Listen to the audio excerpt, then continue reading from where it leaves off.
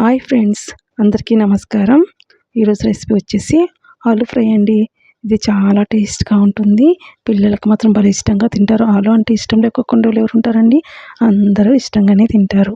ఎలా చేయాలో వీడియోలోకి పోదామా? ఆలూలన్నీ చిన్న ముక్కలుగా కట్ చేసుకుందామండి. పైన తొక్కంతా తీసేసుకొని చిన్నగా అలా ముక్కలు కట్ చేసుకోవాలని మనం ఫ్రైకి ఎంత చిన్నగా కావాలనుకుంటే ఆ సైజులో ముక్కలు కట్ చేసుకోవాలండి. కట్ చేసుకున్నప్పుడు మనం పై మీద వాటర్ పెట్టుకున్నామంటే ఉడుకుతూ ఉంటాయండి. అంతలోకి మనం కట్ చేసే లోపల త్వరగా ఉడికిపోతాయండి. 5 నిమిషాల్లో ఉడికిపోతాయి అలా చేసుకున్నామంటే. ఇప్పుడు ఉడికే నీళ్ళలోకి మనం వేసుకున్నాం కదండి కట్ చేసుకున్నవి, దాంట్లోకి సాల్ట్ వేసుకుందామండి. ఎందుకంటారా, ఆలూకి కొంచెం సాల్ట్ పట్టుకుంటే టేస్ట్ కర్రీ బాగుంటుందంటే ఇంగాను.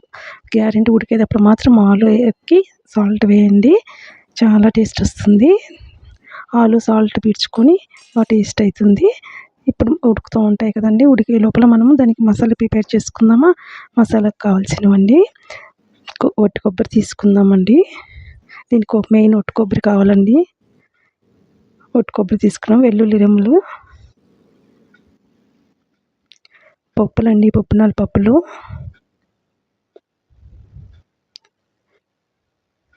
ఇప్పుడు సాల్ట్ వేసుకున్నాం తగినంత. కారం అండి, మీరు కారం తినే బట్టి మీరు కారం వేసుకోండి. ఈ పౌడర్ మనము ఉప్మాలోకి ఈ పౌడర్ ఒక్కటే కానీ ఉప్మాలోకి తినొచ్చు, మళ్ళీ ఒగ్గానిలోకి అట్లా సైడ్కి బాగుంటుందండి. దోశ పైన కూడా పైన వేసుకోవడానికి కూడా చాలా బాగుంటుంది ఈ పౌడరు. ఇలా చేసి పెట్టుకున్నామంటే 10-20 రోజుల వరకు నిలువ ఉంటుందండి ఈ పొడి మాత్రము చాలా టేస్ట్గా ఉంటుంది. రైస్లో కూడా తినొచ్చండి. పక్కన నెయ్యి వేసుకొని తిన్నామంటే భలే ఉంటుంది. ఇప్పుడు మెత్తగా గ్రైండ్ చేసుకున్నాం కదండి, అన్నీ కలిపింది చూడండి. ఆలు మెత్తగా ఉడికిపోయాయి కదా. ఇప్పుడు ఆయిల్ కొంచెం ఎక్కువే పడుతుంది కదా ఫ్రై కాబట్టి. ఆయిల్ వేడైందండి. పోపు గింజలండి, మీరు ఇష్టం అండి, మీరు ఏమేమి బ్యాలు వేసుకుంటారో అవన్నీ వేసుకోవచ్చు దీంట్లోకి. పోపు గింజలు వేసినాక పోపు గింజలు ఫ్రై అయ్యాయి కదా, ఆనియన్ వేసుకుందామండి. మీ ఇష్టం అండి, ఆనియన్ వేసుకోవాలనుకున్న వాళ్ళు వేసుకోవచ్చు, లేదంటే తీసేయచ్చు. మన ఇష్టం అండి. నేను ఆనియన్ వేస్ట్ చేస్తున్నాను. ఆనియన్ వేసుకున్నాం, పసుపు వేసుకున్నామండి. ఇది కొంచెం బాగా ఫ్రై అయినిద్దాము. చూడండి ఫ్రై అయినాయి కదండి. ఇప్పుడు ఉడకపెట్టుకున్న ఆలు వేస్తామండి దీంట్లోకి. చాలా బాగుంటుందండి ఈ కర్రీ మాత్రం. పక్కన రైస్లో పప్పన్నంలోకి నంచుకోవడానికి కానీ ఉత్తది కూడా బాగా తినొచ్చండి, అంత బాగుంటుంది. ఇప్పుడు మనం రెడీ చేసి పెట్టుకున్నాం కదా, ఆ పౌడర్ వేస్తామండి.